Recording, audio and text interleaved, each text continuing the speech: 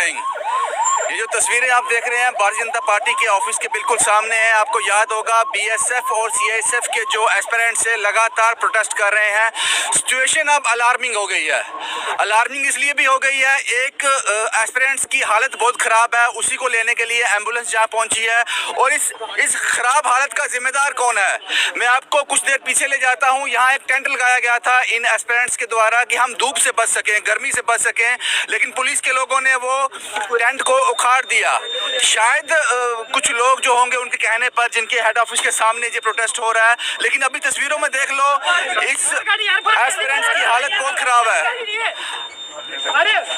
हालत बहुत ज़्यादा ख़राब है क्योंकि लगातार ये विरोध प्रदर्शन कर रहे हैं और बिना छत के, यहाँ कोई भी ऐसा शेल्टर नहीं है, सीधी धूप पड़ रही है, गर्मी है। और ये एम्बुलेंस यहाँ पहुँची है, अब यहाँ इनको शिफ्ट किया जाएगा। उम्मीद करते हैं कि शायद भारतीय जनता पार्टी के ऑफिस से कुछ लोग आ जाएं सामने इनको देखने के लिए ही। सभी बाहर से वहाँ खड़े होकर ज़रूर देख रहे हैं यहाँ, लेकिन यहाँ तक पहुँचने की हिम्मत नहीं है किसी की, या फिर पहुँचना ही नहीं चाहते। लेकिन ये देश का भविष्य है, ये वो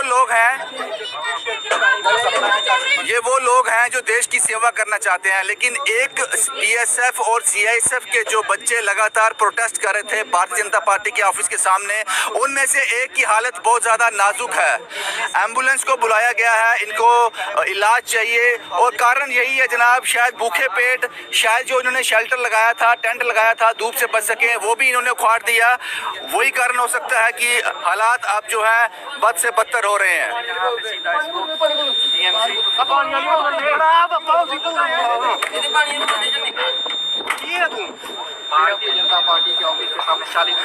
शायद कोई आ जाता भारतीय जनता पार्टी के कार्यालय से, यहाँ आ जाता, इन बच्चों को पूछ लेता, क्योंकि पिछले आधे घंटे से ये एम्बुलेंस का वेट कर रहे हैं, एम्बुलेंस का वेट कर रहे थे। शायद कोई आ जाता, लेकिन कोई आया नहीं।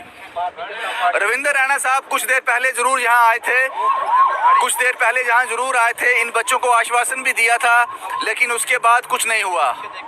लेकिन अब जो हालात जो हैं, मैंने जैसे कैप्शन में लिखा हुआ है कि सिचुएशन जो है अब अलार्मिंग है। आपका नाम क्या है जनाब?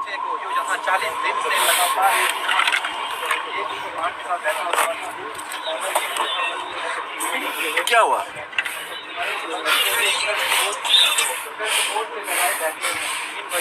क्या हुआ क्या जनाब, थोड़ा बताओ तो सही। सर इन्हें कदों दिखना आए लोग सर, आप थोड़ा समझ जाओ पहले। सर इतना टाइम हो गया, इतना मतलब एक चीज सर हद होती है एक चीज की। आप थोड़ा कंट्रोल करो, वो ठीक हो जाएगा अब चला। सर मर जाएंगे तब ठीक होगा क्या? कोई सुनता ही नहीं हमारी।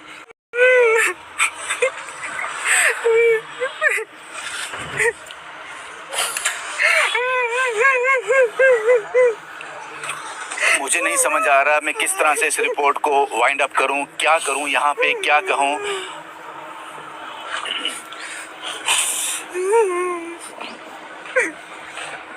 ये वो लोग काम होने के कारण इनको कहा गया था कि कुछ देर के बाद आपको एब्जॉर्ब कर लिया जाएगा, लेकिन वो कुछ देर कितना लंबा समय हो गया पता ही नहीं। कुछ देर पहले रविंद्र रैना साहब यहाँ जरूर आए थे कुछ दिन पहले, और इनको एक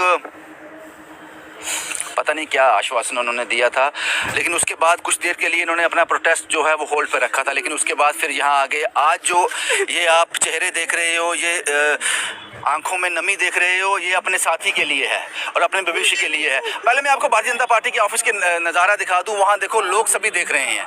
आपके पास जनाब इतनी गाड़ियाँ हैं, इतना लंबा तामझाम है आपके पास, आधे घंटे से जो एम्बुलेंस का वेट कर रहे हैं। आप अपनी गाड़ी ले आते, आपको पता है आपकी पूरी नज़र जाती है यहाँ पे। भगवान ना करे इसको कुछ हो, भगवान ना करे वो ठीक हो जाए, भगवान करे वो ठीक हो जाए, लेकिन आप मुझे नहीं समझ आता हमारे पास। तो हम अपनी हक की लड़ाई लड़ने आए हैं, जाएंगे सर लड़के। ये नहीं है कि हम ऐसे चले जाएंगे। चाहे आज एक गया है हॉस्पिटल में है, अगर उसको, ये आंसू कमजोरी की निशानी नहीं है, हो सकता है कि आने वाले सैलाब की निशानी हो। कोई सुनता ही नहीं हमारी। आपका नाम क्या है? सब विशाल सिंह नाम मेरा। विशाल जी, क्या नाम क्या था लड़के का जिसको? उसका नाम भी विशाल था। ठीक हो जाएगा, आप फिक्र मत करो। क्या कहा हो आप? भगवान करे ठीक हो जाए।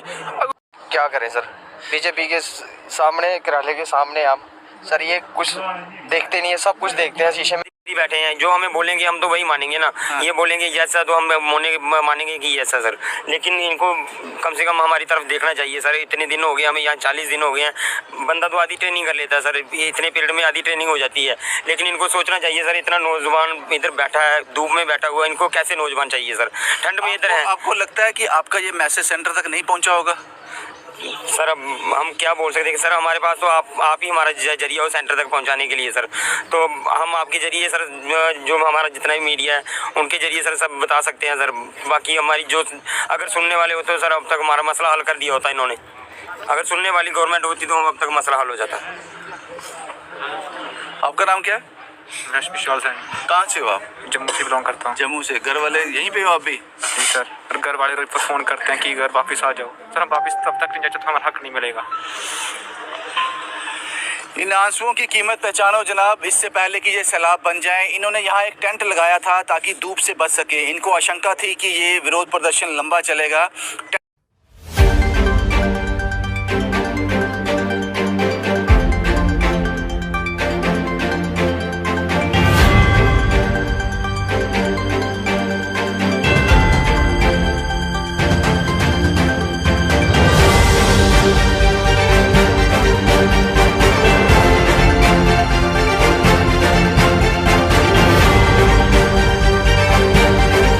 तो देखा आप लोगों ने क्या स्थिति है विद्यार्थियों का, कैसे गिर गिर के लोग मर रहे हैं।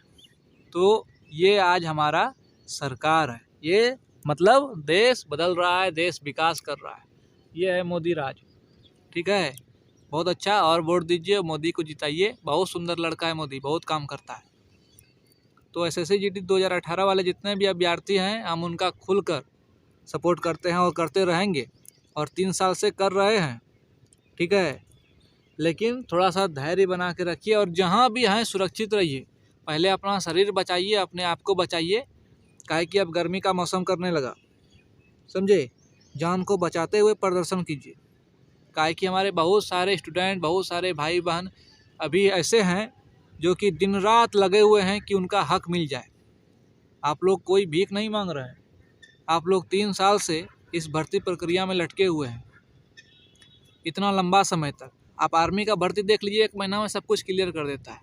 3 साल तक लटका के रखा है SSC GD वाला, और फिर नया वैकेंसी देने की क्या आवश्यकता है। फिर नया वैकेंसी दे रहा है, फिर सब विद्यार्थी खुश होकर फॉर्म भरेगा, वो सब भी 3 साल लटकेगा, और फिर पता चलेगा 1.5 लाख स्टूडेंट टोटल फिट हुआ और 40,000 को ज्वाइनिंग करवाया। यही होने वाला है, और यही हो रहा है। इसमें कोई बदलाव नहीं आ सकता है।